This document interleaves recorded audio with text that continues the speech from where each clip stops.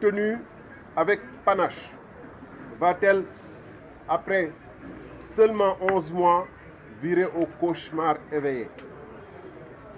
En quoi consiste le plan d'austérité annoncé par le Premier ministre à l'Assemblée nationale? Quels sont les sacrifices supplémentaires qu'on va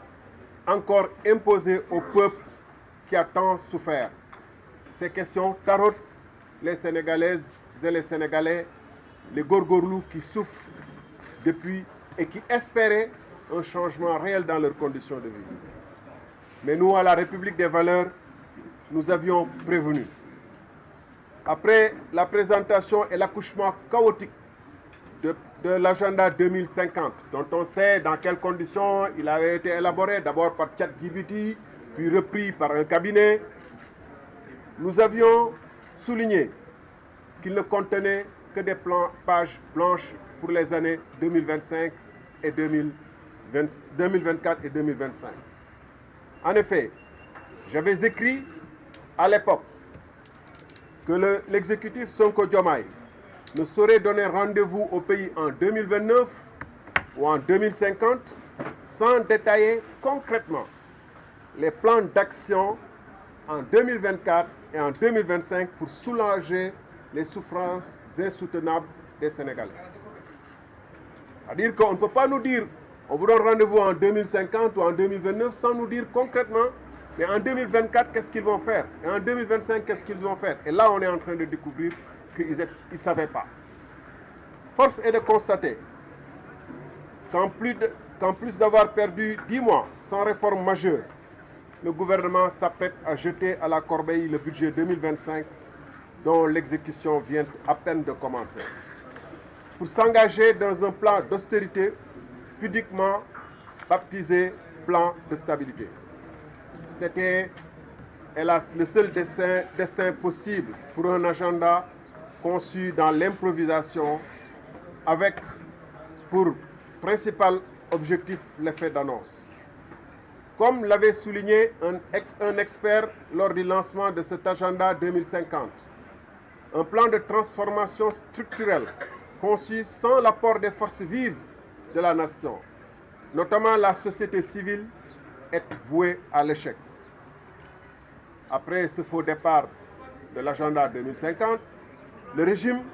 fait un revirement de 180 degrés. Ils se sont trompés sur l'agenda 2050, ils se sont aussi trompés sur le budget 2025, qu'ils ont donc mis à la poubelle. Le Premier ministre s'apprête à rencontrer les syndicats et autres partenaires sociaux, non pour rectifier les erreurs et amorcer un vrai dialogue, mais parce qu'il est dos au mur et n'a plus d'autre choix. Il a besoin de la bienveillance des syndicats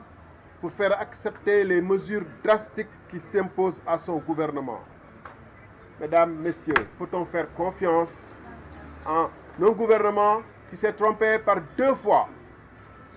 en mettant en place un agenda, puis en mettant en place un budget qu'ils viennent de jeter à la corbeille? Mesdames, Messieurs, l'ampleur du désastre se lit en quelques chiffres.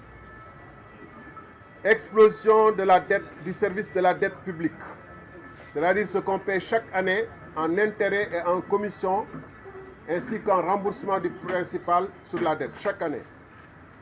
Donc la dette publique représente aujourd'hui 40%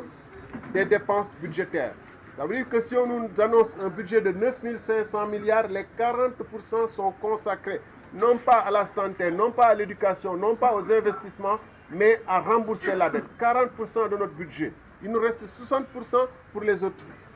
y compris l'investissement.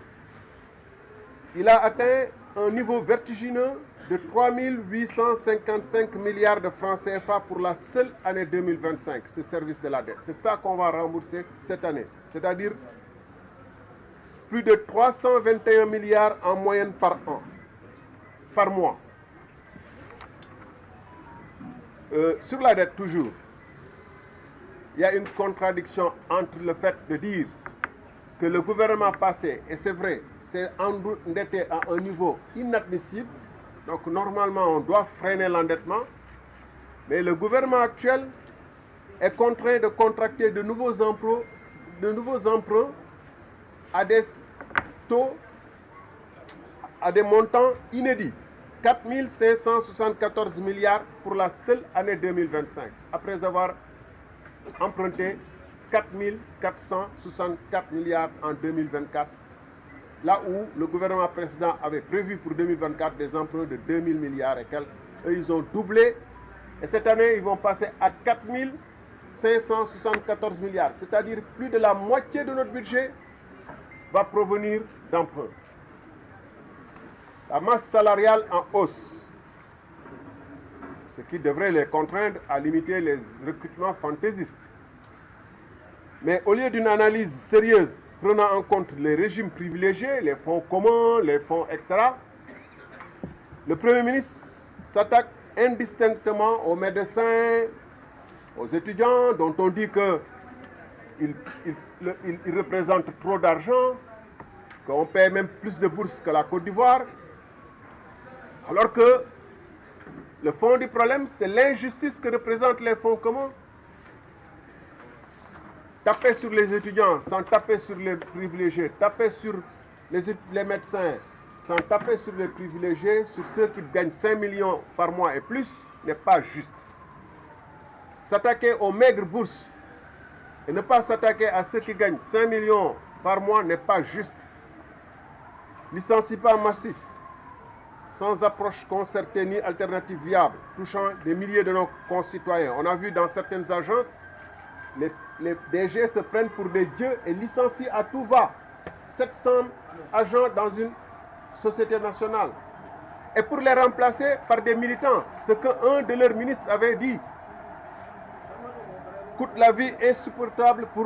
soutenable pour des millions de Sénégalais. Et surtout, ce qui traduit qu'ils ont du mal à payer les salaires et qu'ils font des arrangements pour retarder le paiement de montants dus,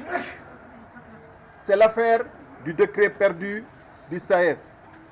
qui braque le SAES et qui les contraint aujourd'hui à aller en grève, qui les pousse à aller aujourd'hui en grève. Vous vous souviendrez que ce décret concerne le paiement des pensions des veufs et des retraités du SAES, de l'enseignement supérieur, autant pour moi. Et que ce décret les termes du décret avaient fait l'objet d'accord,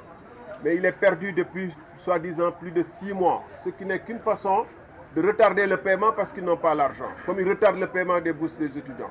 Maintenant, il faut perdre le décret. Et ils disent que le décret depuis 6 mois est perdu. Mais est-ce qu'un décret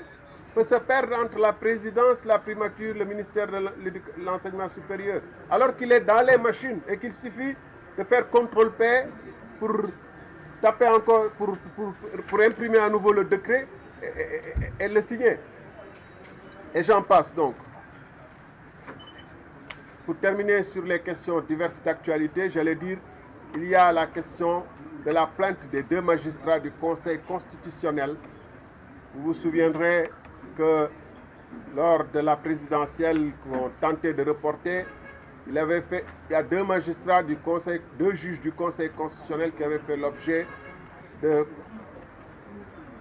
en tout cas d'accusations de corruption. Et ils avaient porté plainte. Ça fait bientôt 1 an. Cette plainte est restée en l'état, ce qui traduit que le changement dont on parle au niveau de la justice, qui serait beaucoup plus indépendante et efficace, on voit bien que cette plainte-là qui concerne des magistrats eux-mêmes et qui n'a pas bougé, c'est une affaire à éclairer. Mesdames, Messieurs, la question prégnante, une question prégnante qui secoue l'actualité est la question de l'amnistie. Une autre question donc d'actualité est la proposition de loi sur l'abrogation de la loi d'amnistie. L'amnistie n'a jamais été une revendication populaire. Elle n'est ni un acte sincère, ni une démarche responsable au service de la réconciliation nationale. Elle visait plutôt à garantir l'impunité à des individus ou entités, ajoutant ainsi au crime commis un crime impardonnable pour la société, l'amnésie forcée. C'est pourquoi nous avons déposé un projet d'abrogation totale de cette loi. Car la justice ne se balaie pas sous les tapis. Parce que la mémoire des victimes et des blessés ne se marchande pas. Les faits sont encore vivaces dans nos mémoires et le resteront pour toujours. Et la demande de tout un peuple pour la vérité et la justice s'intensifie, comme en atteste la réaction massive à la proposition de loi d'abrogation. Force est de constater la panique qui s'est emparée du PASTEF depuis le dépôt de cette proposition de loi. Car l'initiative de la loi appartient concurremment, comme le dit notre Constitution, au gouvernement et au Parlement. Toute partie concernée a disposé suffisamment de temps pour déposer un projet. Or, après mon initiative, conformément aux engagements de la coalition Sénégal-Kessé, l'opinion observe, sidérée, la réaction de PASTEF. D'abord, de hauts responsables du parti au pouvoir, députés de surcroît, ont tenté de nier le droit à tout autre député de déposer une proposition de loi visant à abroger l'amnistie. Face au soutien massif de l'opinion et à l'incrédulité suscitée par cette posture politicienne, PASTEF a changé de tactique. Il prétend désormais que 2 propositions de loi auraient été déposées antérieurement à ma propre démarche. C'est évidemment faux. Même les oiseaux aux alentours de l'Assemblée nationale auraient entendu les fracas des commentaires et autoglorifications de PASTEF si cela avait été déposé. Ce qu'il faut constater, c'est que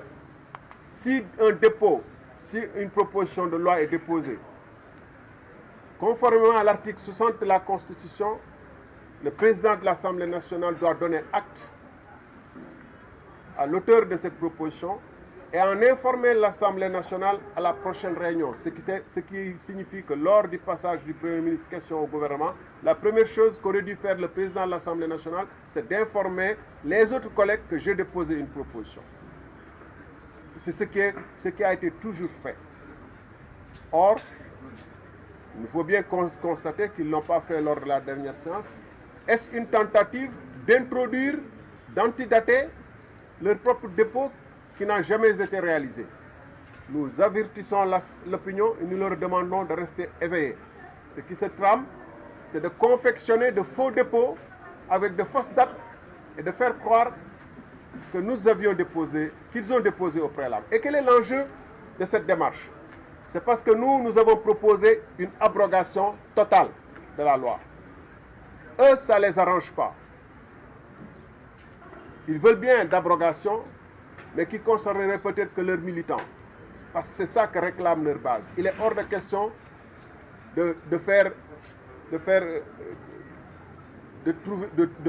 d'introduire des dérogations ou de pardonner certaines forces de défense et de sécurité. Or, maintenant qu'ils sont au pouvoir et qu'ils gèrent le système,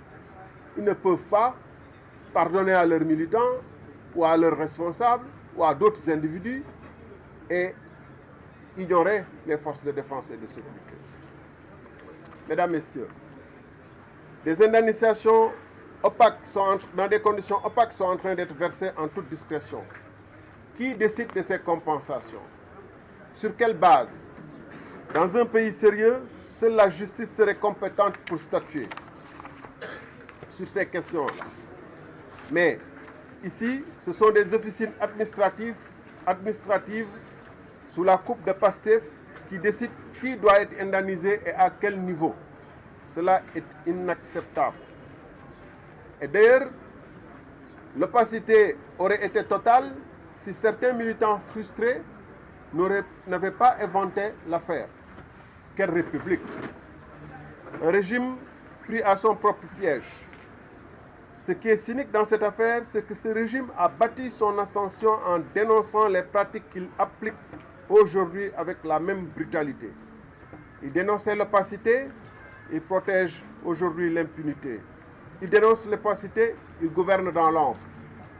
Il prônait la justice, il protège aujourd'hui l'impunité. Il promettait la rupture, il recycle les méthodes du passé. Nous avons en face de nous un gouvernement qui mène le Sénégal vers un avenir incertain et qui, pis encore, refuse d'écouter ceux qui lui rappellent ses propres promesses. Il est temps pour nous d'ouvrir les yeux. Mon devoir en tant que représentant du peuple souverain et en tant que républicain n'est pas de vendre des illusions, mais de dire la vérité.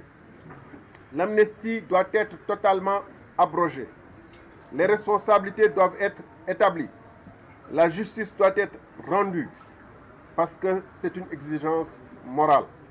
Parce que c'est ce que le Sénégal attend et mérite. J'y veillerai et je vous remercie. Voilà. Voilà.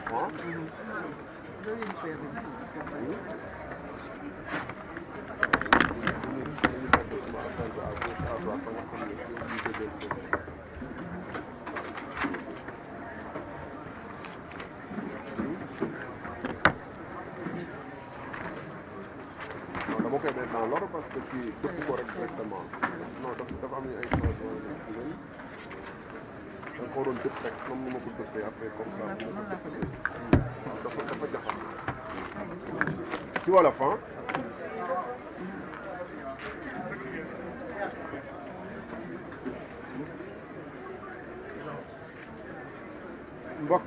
mbokki taskatu xabaar yi mbokki Sénégal wala mbokki journaliste yi boobu j'avais rectifié dans ma tête mais je me suis bon mbokki journaliste yi nan lañ koy waxee ci wolof journaliste boo xangaree bon mbokki taskatu xabaar yi bokk mbokki Sénégal ñu ngi leen di gërëm ci seen teewaay fii ci suñu daje bi nga xam ne lu ko waral mooy weccante xalaat ci tolluwaayu réew mi ñuy fàttali rek di leen gërëm ci seen taxawaay ndax bu fi presse newul woon bu libre boo xam ne ku nekk mun na ci jot yaakaar naa ni dina am lu bëri lu manqué ci sénégalais yi nu ñuy dundee ak nu ñuy yëgee dundee seen démocratie waaye yéen it ba alternance bu bees bi amee nguur gu gees gi toog yéen amaana mun nañu wax ni sax bokk ngeen ci njëkk a wone lan la nguur gi lan mooy jikko nguur gi dëgg-dëgg ndax seen ñu bëri ci yéen dal nañ seen kaw ñi ñu bëgg leen fexeel tëj ci ay wuye ko ci ay impôt wéyale ko jaarale ko ci ay impôt ñeneen ñi woo leen ci cybercriminalité ba am na ñoo xam ne ñun journaliste it tëj leen fi daan leen fi ay daan yoo xam ne dara waralu ko lu muy xoxatal nit ñi ne leen nag léegi caaxaan faaxe nguur gu bees ñëw na te nguur gi caaxaanu ba loolu wéyee ñuy waxtaan ci xew-xew yu mujj yi nga xam ne ci wàllum koom la ak wàllum loi proposition de loi bi nga xam ne déposé naa ko assemblée nationale keroog ak li ni mel ci wàllum koom gi ak tolluwaayu réew mi gis nañu premier ministre mu jàll assemblée nationale ajjuma bi wees waaye gannaaw ba mu jëlee kàddu wax ku jaaxle woon jàppoon ni Sénégal dund gi tar na metti na comme ni ko xale yi di waxee dëgër na këj fi mu toll nii war na ragal ni te nar na gën a tar gën a dëgër ndax premier ministre kat li mu wax foofu mooy dinañu teg plan boo xam ne plan d'austérité lay doon waaye moom daf ko wodd wax ji ne plan de stabilité plan national de stabilité ne naam dinañu woo nit ñi sax ñu waxtaan ak ñoom woo syndicat yi may fàttali nag woote boobu mu nar a woo syndicat yeeg société civile ak ñeneen du ci coobareem du it pour sàkku seen xalaat ndax ñu ngi fàttali ko fii agenda 2050 jaar na fi bañ koy tëgg ñoom am nañu seen xam-xam ñoŋ bañ ko xoolee nee nañu version bu njëkkoon circulé bi boobee de dafa mel ni intelligence artificielle moo ko xaw a xalaat ñu ne déedéet du bii da ngeen juum ñu koy wax dañuy caaxaan rek waaye ñu ngi leen di indil plan bi dëgg dinañ leen ko jébbal jam ñaajo ba ñëwee jam ñaajo bañ ko jébbalee am na ñu teewoon foofu sax nee leen la ngeen waroon njëkk a def mooy waxtaan ak askan wi yéen a ngi fàttaliku am na ku ko fa waxoon wax ju am solo nii li ngeen njëkkoon def mooy waxtaan ak askan wi waxtaan ak ñi ngeen xam ne ñoom ñoo moom plan bi ca war ci liggéey mooy askanu Sénégal experts sénégalais yi bala ngeen di ñuy woo di ñu ko jébbal man ma waxoon ni bañ ko déggee que ñoom day dañu ni nañu muñ ba 2050 am ñu bëri ni dama leen yàpp rek wala comme ñenn ñi dañu bëgg a critiquer rek parce que opposition lañ nekk waaye lu taxoon ñu wax ko dañ ko tegoon ci ay firnde nii bala nga ñuy wax 2050 wala sax 2029 wax ñu 2024 bii yan programme ak plan d'action nga nar a taxawal wax ñu 2025 lan nga nar a def pour tar-tar yi ñuy dund jafe-jafe yi ñuy dund mu teggee ko waaye bu ñu wax rek 2050 te waxoo ñu diggante gi naka la ñu nar a def wax joojee tey mel na ni mu ngi nekk lu yoo xam ne firnde yaa ngi feeñ ndax gis ngeen keroog wax naa ko assemblée ba ñu tegee seen budget 2025 ba nga xam ne ci seen coobare la waxtaanuñ ci encore ak kenn ñu voté ko sans débat voté wuñ ko sax dañ ko imposer ne amul vote amul débat budget googu ñu ngi koy jéem a tàmbali di wéyal ñu arrêté ndax budget boobu mënul dem gis nañu ni que il faut ñu defaat beneen programme mooy programme bu muy woote programme national de stabilité bi ñi nga xam ne nag ci ay weer rek changé nañ ci ñaari yoon ay programme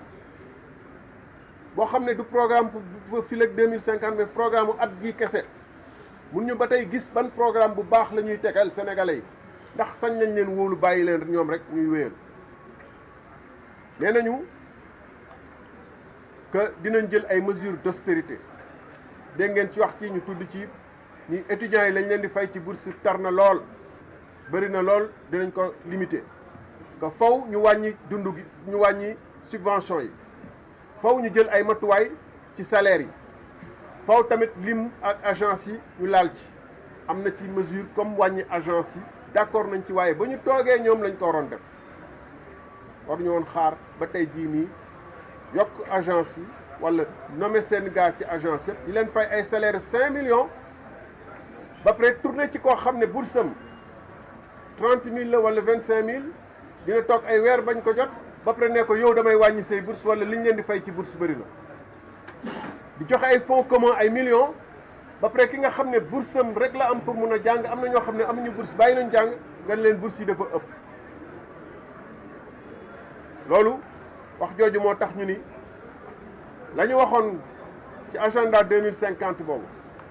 ñu bàyyi ci xel te gën ñu bàyyi xel bu ñuy wax te di wottu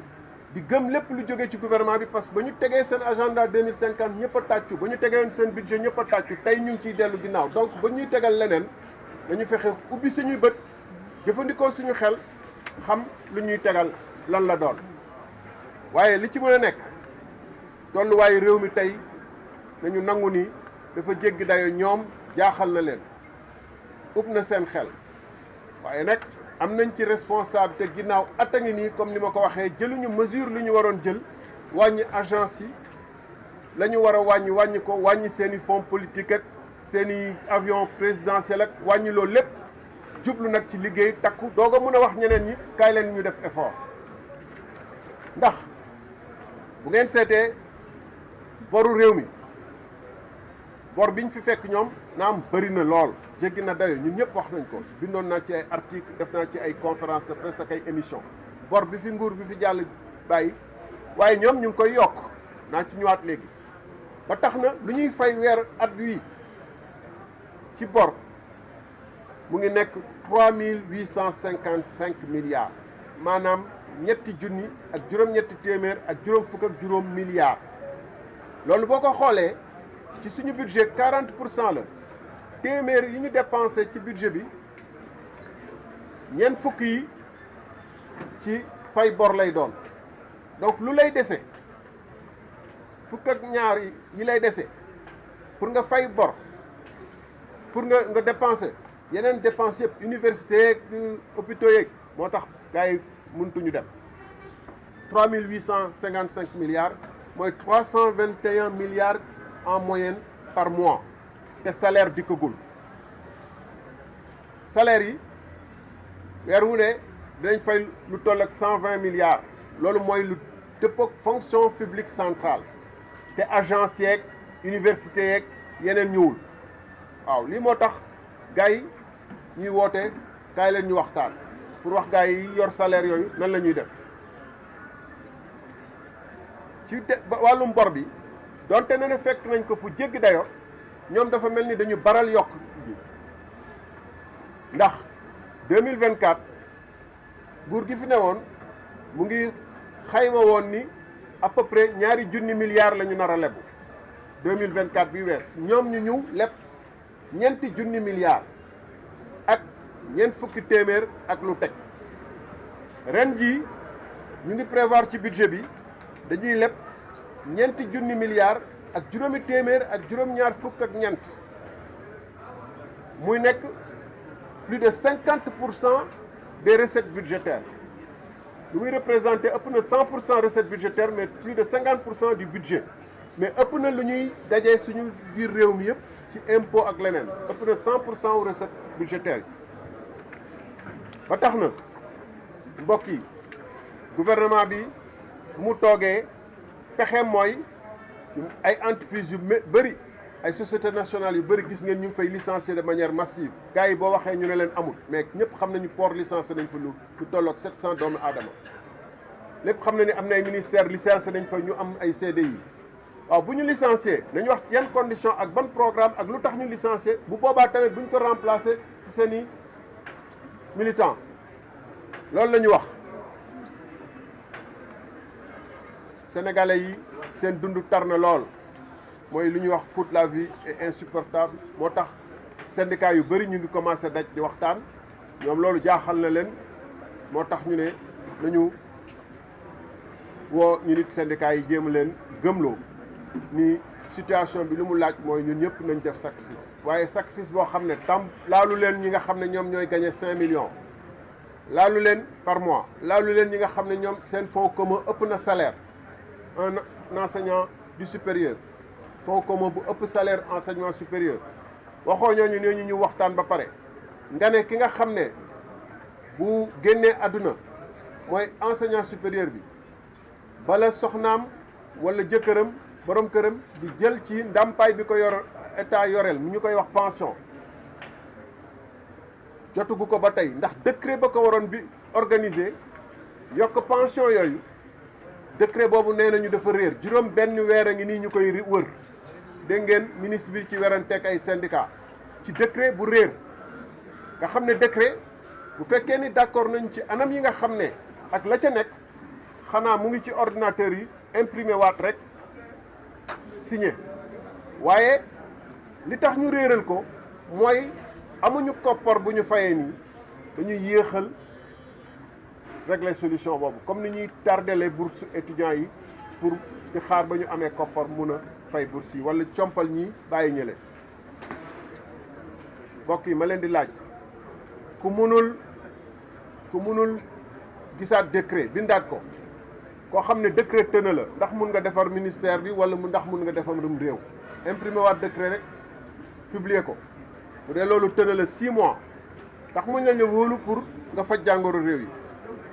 loolu xam nañu jëf jooju dafa làmb njublang waaye njublang bu gën a rëy mu ngi ci beneen dossier bi may waaj a wax muy mbirum impunité bi ndax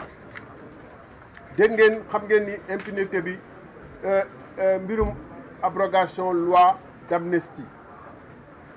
xam ngeen ni abrogation loi d'amnistie demande nationale ñu ngi doon séentu que nguur gi bees gi ñëw def ko ci ni mu gën a gaawee gannaaw ba ñu xaaree ab te gisuñu ñu yëngu ci ñu jël suñu responsabilité ndax ñun dañu fal en tant que coalition Sénégal kese mu bokk suñu programme législatif ñu ne woon bu ñu demee assemblée nationale nañ jël matuwaay pour ñu abroger loi d'amnistie bi ndax amnistie bi nga xam ne day effacer li fi jaaroon am ñu ci boomu am ñu ci loru xamuñu lu leen dal xamuñu ñu leen ko def amaana ñu ngi dajeek ñoom guddeeg bëccëg te ñoom baale wuñu ñu bëgg leen imposer baal ngoo xam ne ñoom mënuñu ko fàtte ba abadan loolu du dëgg du yoon te gis nañu ba ñu déposer loi proposition d'amnistie d'abrogation boobu Sénégalais yu bëri dañ ci ànd d'accord ci lu ñu jaaxal kay mooy lu tax Pastef di indi ay tànk bukki ci biir dañu njëkk a wax ni ñoom loi d'amnistie bi man awma droit déposer wax jooju duma ci wax ñu dem xam ne loolu mënul wéy ndax sénégalais yi seen bopp ñoo leen tontu kuy wax ak journaliste sax journaliste laaj la ni la waaw mais lu tax nga bëgg ko dénier droit en tant que député mu déposer ñu xam ne loolu doxut ñu ne nañu soppi tànk ajjuma ji ñu wees jour bu premier ministre di ñëw assemblée ñu ngi doon lay ci rajo yi di naan ñoom jotoon nañu déposer ñaari proposition de loi laata may déposer lii seen problème mooy man proposition ba ma def ma ci benn abrogation bi c'est total maanaam def ma ci benn dérogation may ñu kenn pour mu mun a rëcc ci li mu def ak sa tolluwaay ak sa doy nu mu mel ak koo munta doon defuñu ci benn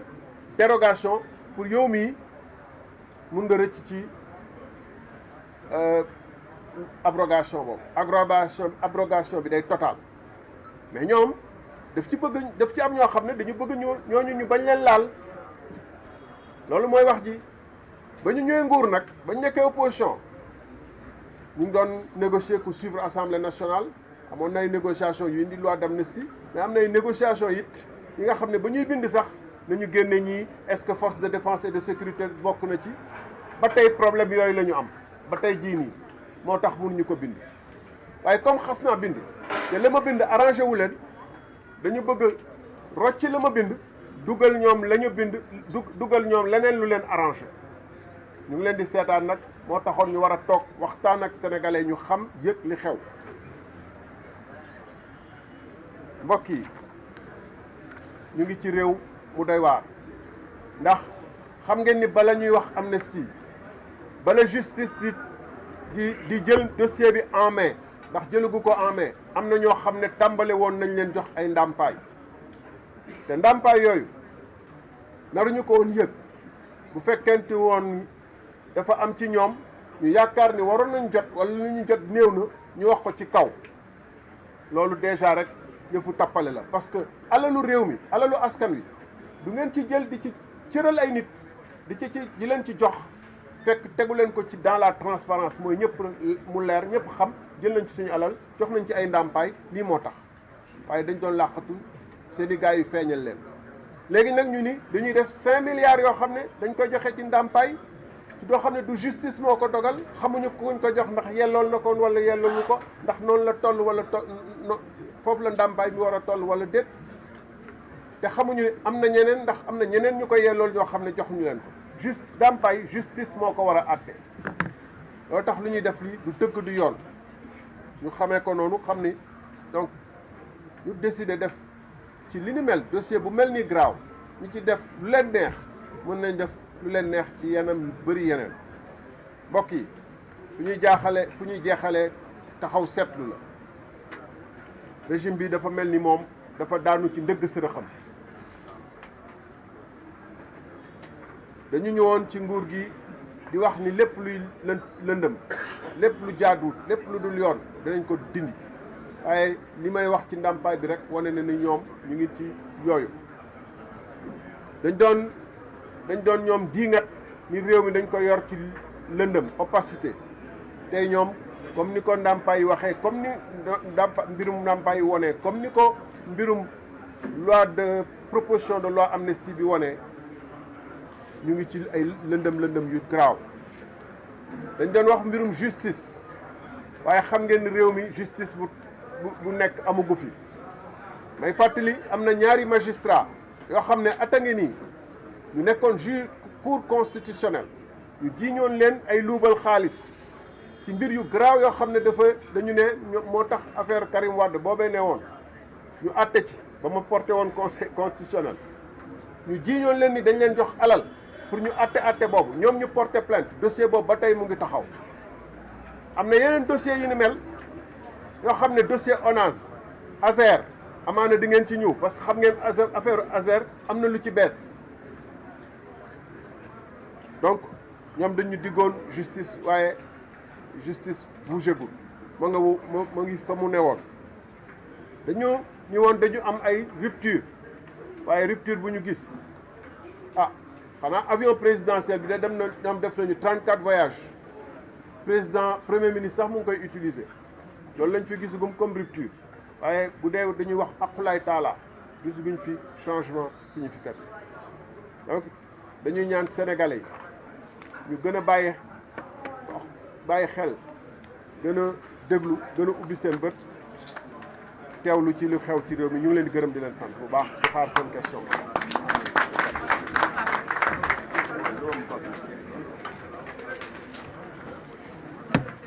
ok jërëjëf yaakaar naa ne ñi fi teew ñëpp teewlu ngeen discours bi nga xam ne liminaire bi nga xam ne président lire na ko ngeen may ngi tuuti ñu continuer liggéey bi.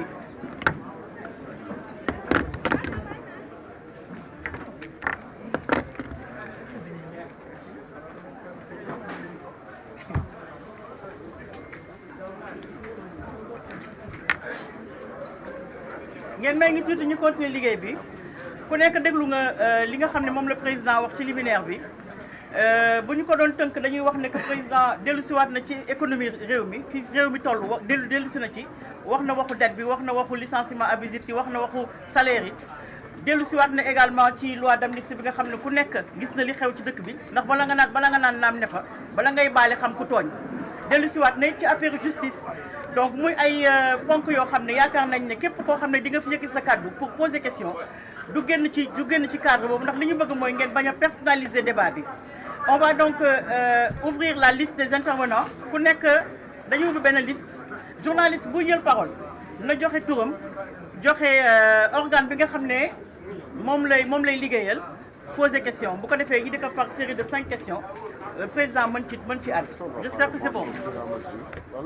non c'est plus rapide ñu jël ko 5. D'accord. Donc,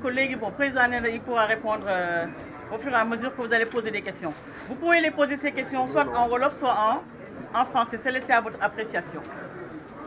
C'est mieux non, de poser directement. D'accord. Ok. C'est quel organe? Tour de vision. Comment? D'accord. C'est nom et prénom? Ok. Ouais. Monsieur Saleh, à l'Assemblée nationale, vendredi passé, vous avez parlé de la caisse noire et nous avons vu la réponse du Premier ministre qui a également dit qu'il n'a jamais dit qu'il fallait supprimer la caisse noire, que c'était haram. Il a dit qu'il n'a jamais prononcé ces mots. Comment trouvez-vous cette réponse qu'il a apportée? Et aussi, parlant de la criminalisation de l'homosexualité, c'est aussi une demande que beaucoup de gens sont en train de faire. Qu'est-ce que vous allez faire exactement à l'Assemblée nationale? Lan moo ci nekk seen taxawaay? wolof nga bëgg nga tontu la wala ci nasaraan? En wolof. waaw d'accord. mais jërëjëf ci question boobu damay d'abord wax ci mbirum fonds yi nga xam ne dafa am ci réew mi te gars yi di ko jéem a lépp tuddee benn tur te dafa wuute lool. xam nga dafa am ay fonds yoo xam ne fonds état ak parti politique ak leneen du benn astel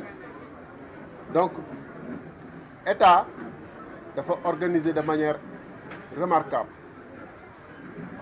gis nga tey jii nii dañu soxla ñun suñu état dafa soxla ay espion yoo xam ne mun na nekk ay nasaraan mun na nekk ay ci réew yu ñu wër mun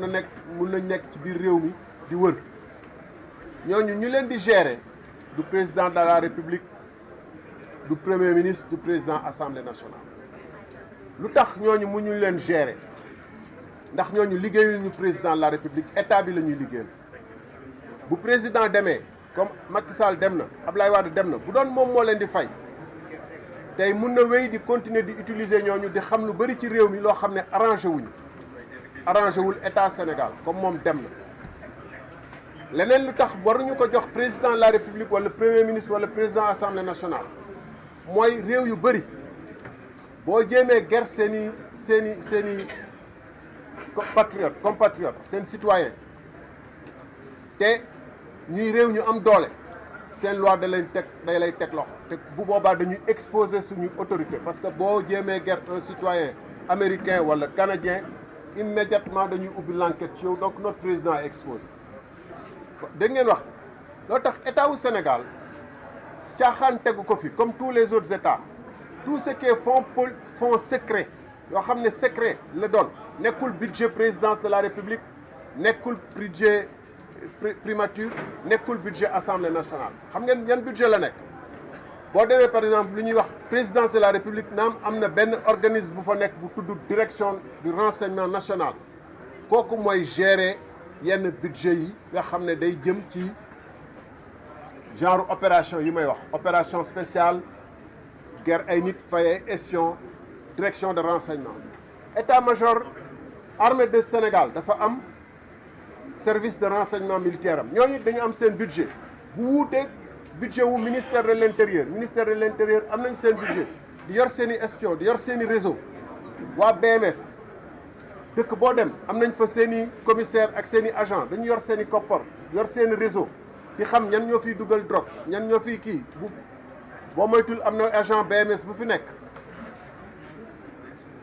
ñooñu seen budget bokkewul dara ak budget yii ñuy wax loolu tuddewuñ ko caisse noire tuddewuñ ko kii budget de renseignement la dañ ko boole ci budget wu organisme yooyu mais li ñuy wax caisse noire fan la tàmbalee caisse noire caisse ak fonds politique benn la rek noir mooy lu lëndëm loo xam ne bëgguñu xam lu mu dox da ngay dugal sa loxo génn rek kii kenn du wër mooy fonds politique yi fonds yooyu amoon na ci réew yu bëri waaye fii ci réew mi amoon na fi depuis colonisation xam nga lan lay jëriñ guerre foofu maa ngi moom d'accord nañ ci la mu waxoon ba mu nekkee opposition loolu moo nekk d'accord nañ ci loolu la président de la république yor président de la république yorewul ay espion gérewul ay espion comme gérewul militaires yi comme gérewul ay soldats yi comme gérewul policiers yi géré wu leen comme géré wu pompiers yi ñooñu am na ñu leen di gérer di leen fay di leen toppatoo di leen jox la leen war président lañ ko jox fond de guerre la noonu la premier ministre bi waxoon te loolu moo nekk ma jox leen benn exemple boo xam ne ci histoire la gis nga ba ñuy def référendum mu 1958 réew africain yu bëri rawatina Sénégal ñu naroon voté non au référendum de Gaulle oui non au référendum moo doon donc nañu am suñu indépendance immédiatement dafa am 500 millions de francs CFA de l'époque muy ay milliards tey yoo xam ne dañ ko jëlee France jox ko Pierre Mesmer mu ger ñu bëri ci réew mi pour wëlbati seen taxawaay pour la ñu naroon voté non ñu voté ko oui yeneen dégg wax bi moom mooy fonds politique yooyu ñuy wax benn opposant sonal la wala benn kilifa diine sonal la wala keneen sonal la munoo ci moom dara nga ne naa ko mosal dara xool ndax dina noppi jéem nañ ko ci ay sëriñ yu bëri ñu bañ jéem nañ ko ay opposant yu bëri ñu bañ xaalis boobu fan lay jëlee kooku militaire bi soxlawul mu koy gérer du rôle am service de renseignement soxlawul mu koy gérer du rôle am fonds politique boobu moom ngeen gisoon ay enveloppe yoo xam ne dina indi ay xuloo sax buntu palais am leen paas dem leen kii waa Louga waa Thiès waa Tamba seen paas a ngi nii bu ñu neexalee opposant mu war a rallier li fi nekk ci pratique parti politique jusqu'à alternance bii de xaw ma nag ñoom nu ñuy doxalee ci fonds politique yooyu parti politique bu mag bu bokk coalition jox nañ la 40 millions ñii 20 millions am na luñ ci dund te ngeen xam ko Mamadou Ndoye maa ngi koy nuyu di ko gërëm ci taxawaayam ba mu diriger LD MPT LD plutôt parti du travail LD Ligue démocratique parti du travail noonu lañ mujjoon tudd Mamadou Ndoye ba mu ko diriger gannaaw ba professeur Bathily bàyyee mu diriger ko ba mu bàyyee critiquer régime bi fi newoon gars yi dañ ko ne pourtant yow yaa ngi doon mos ñu ngi la doon mosal mu ne leen man mosu leen ma jox xaalis ma jël da ngeen ko doon jox ministre bu newoon ci biir parti bi moom mu koy jox parti bi man mosuma ko laal. donc nañu nangu ni fonds politique yooyu te mun naa ci joxe misaal yu bëri dund naa ko fonds politique yooyu fonds guerre la moom xam na ko loolu tax mënuñu ñu wax fan lañ koy dugal. alors c'est dommage nag que tey jii nii loolu nekk débat 9 milliards la mu waxoon bu ko neexee mu taal ko bu ko taaloon xam nga bu doon ay fonds yoo xam ne day dem ci armée daf ci am wàll boo leen ko joxul dinañ la ko laaj loolu du la neex nga taal ko. sa deuxième question moo doon criminalisation homosexualité am nañu déposer proposition de loi boobu ñoom dañuy xëccoo rek déposer proposition de loi te ñoom dañu nekkee opposition di doon def campagne électorale locale ak législative yëpp dañu ne woon ñoom dong Pastef boobu sax coalition Yewwi la woon dañu ne woon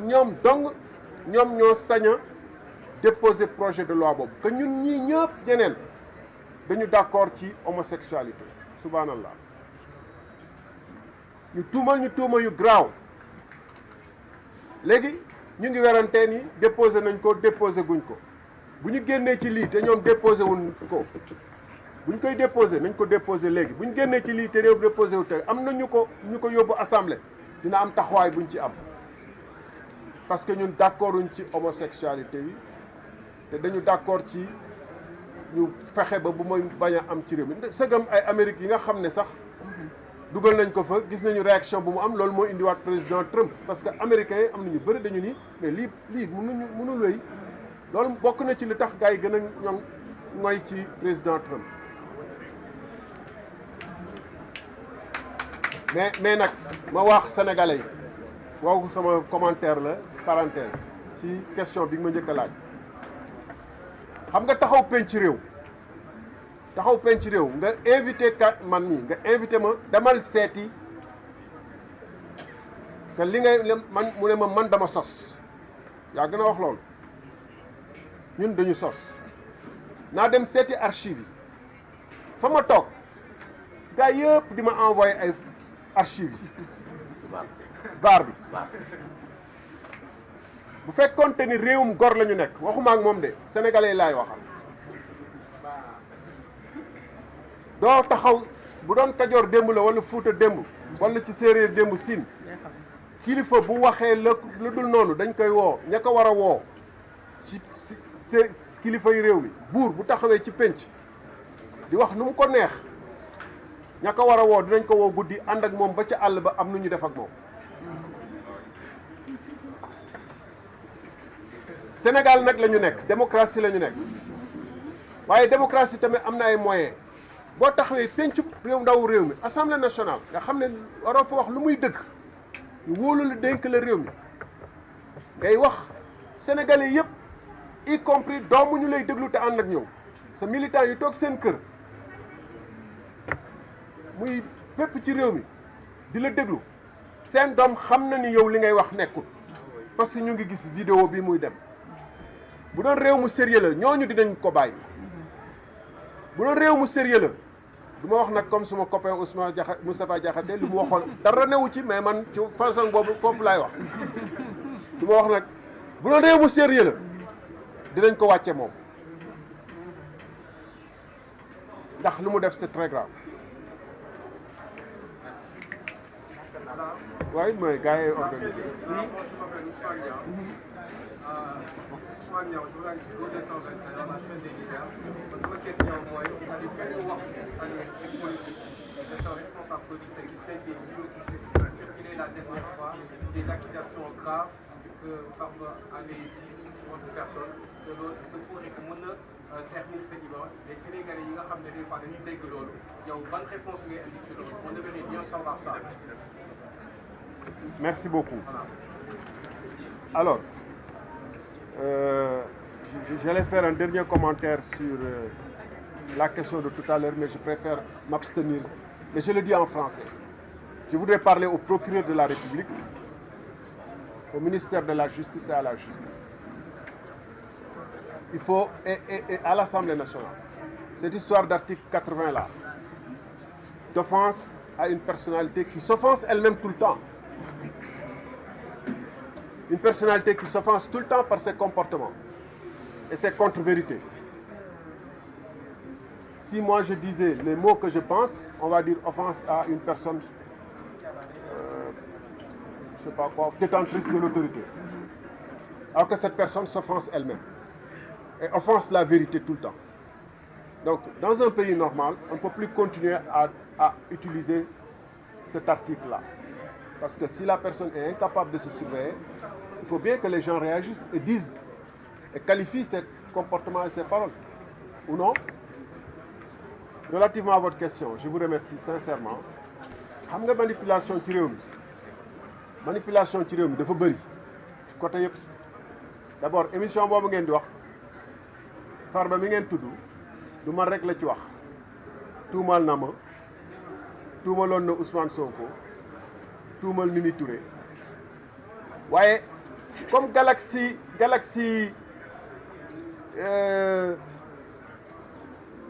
kii nu ñuy waxee mafia kàcc boobu man la ñuy gën a singali parce que amuñu leneen lu ñu jëfandu ci man loolu la ñu mën a ngoy pour saa yu ne dellu ci loolu te pourtant li mu wax ci man moo gën a xayadi doyadi woyadi que li mu wax ci ñeneen parce que ñeneen ñi tudd na ba tudd ay titre foncier ci même émission bi la mais yow ak journalistes yi ak ñeneen jamais ngeen ñëw ni bu ngeen jàkkaarloog ñooñu ne pourtant yooyu posé na la question tuumaal na la ci lii da ngeen koy yemale ci man kese parce que alors que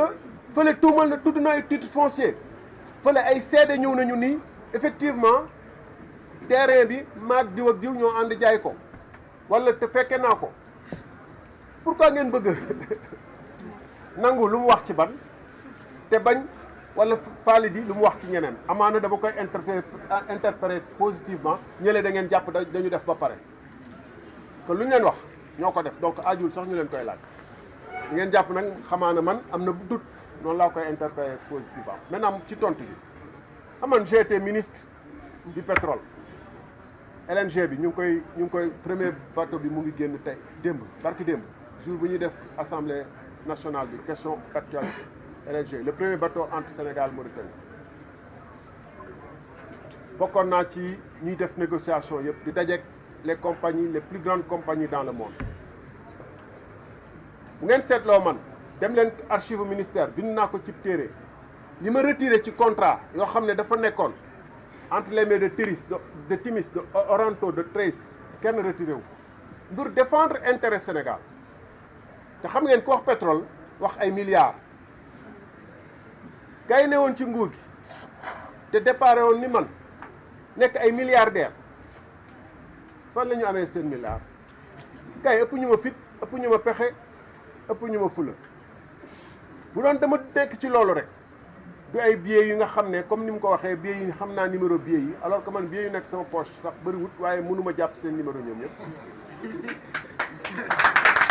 naa leen ko naa bëriwut moomu ne xam naa ni numéro yi parce que foofu la mën a ngoy xam nga lan moo desoon mu dem jëli ki nga xam ne nee na daf maag moom kooku moo ñu may xaalis may sax la wax même bu dee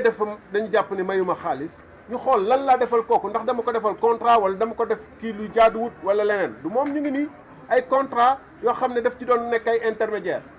contrat yooyu ñu ne daf ci nekk intermédiaire da ci jël xaalis benn du ngeen ci gis suma tur bu ma signé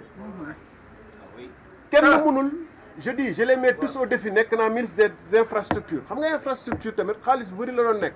contrat wu route yi je les mets au défi nañu envoyé IGE Cour des comptes OFNAC duñ fa fekk suma tur xanaa ñu créé dossier du ñu it génn benn doomu aadama boo xam ne dina ne maag moom toog nañu ak Mayga wala Farba wala keneen mu jox ma koppar munul nekk maintenant peut-être erreur la woon ci jamono yooyu ma bañ ko yóbbu ci yoon peut-être erreur la woon nit ku nekkay juum xam nga lu tax ma defoon ko parce que boobu bu ngeen fàttali ko affaire Frank Timis bi la woon BBC génn dossier lu nu mel nii ñu def conférence de presse ma jàng conférence de presse bi accuser le président de la République de haute trahison pour nga toog cim réew accuser président de la République haute trahison génn dox sa soxla dara fekku la ci bu doon da nga am ay dossiers yu am ay lënt doo ko sañ a def cas yu bëri fii tey nguur gu bees ñu ngi leen di jéem a neexal ñuy toxu nañu fekki leen lu tax dañu bañ ñu téye leen am déet bon bu doon en un mot bu doon occasion pour am xaalis laay am moom du ko fekkee xam nga ma nettali leen rek quoi parce que fi mu toll nii jamono comme réew mi dañ lay tuumaal yow yaa war a indil sa bopp ay alors que ki la tuumaal moo war a indi preuve moom dañ ko waroon laaj indil sa preuve ba mu ko waxee assemblée nationale dañu war a tegg immunité parlementaire am laaj ko na indi preuve am même bu ma ko nanguwul def société le procureur devait s'autosaisir parce que alalu Sénégal la ma dem Chine boobu fekke wut toog di ndekki gars yi waroon defar ay travaux fii ay autoroute ak yooyu bu ngeen xoolee autoroute bi man maa ko waroon signé wu ma ko diggante ba ma bañ ma dàqee boobu moom dañ ma dàq 2014 ak bañ koy signé yokk na de 100 milliards te man la ma bañoon signé yokk nañ ci 100 milliards waa ji ma bañ a signé mu ñëw fekk ma may ndékki hôtel vice président mu indi kayitam mouchoir la toog ni mouchoir table ñu toog di may ndékki mu ñëw toog ci patron affaire boobu bind ci mouchoir bi xaalis bu bëri bu ne na daf ma koy jox maa ngi Chine ma ne ko ma tëb ne ko mais xaalis bi ba ma ko joxoon fii dan laay defal moom fan laa ko yow mu ree mu ne ma non kii compte lañ la koy defal offshore saa waay bu ma décidé woon dugg ci yooyu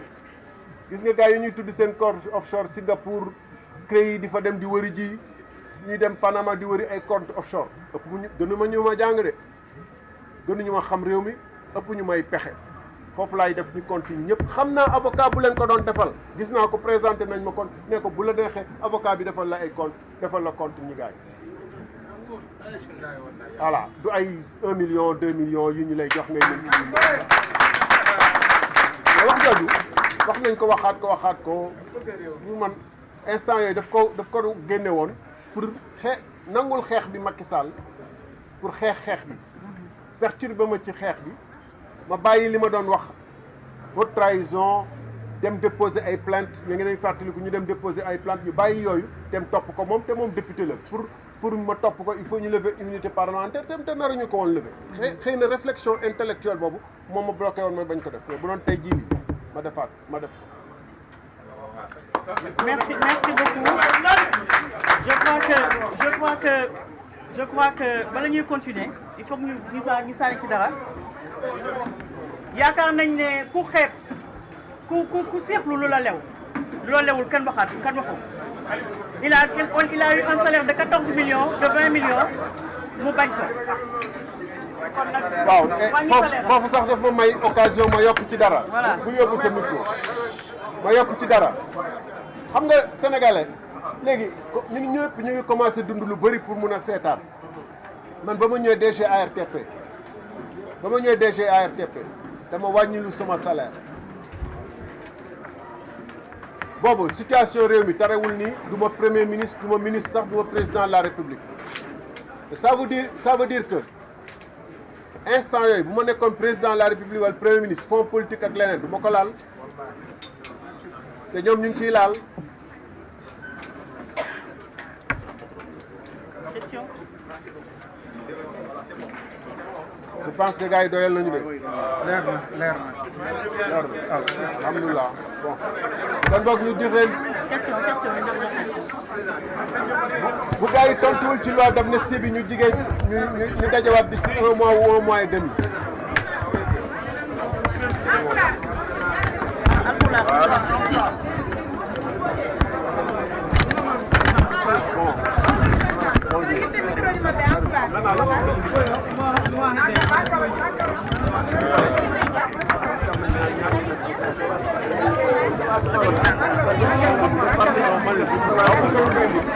xam nga sama kër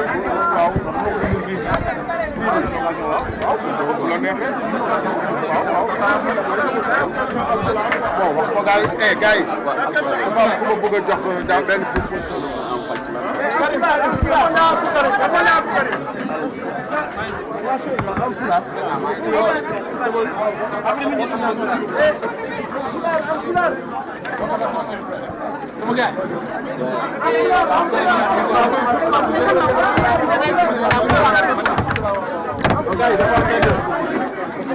Bulan demagum.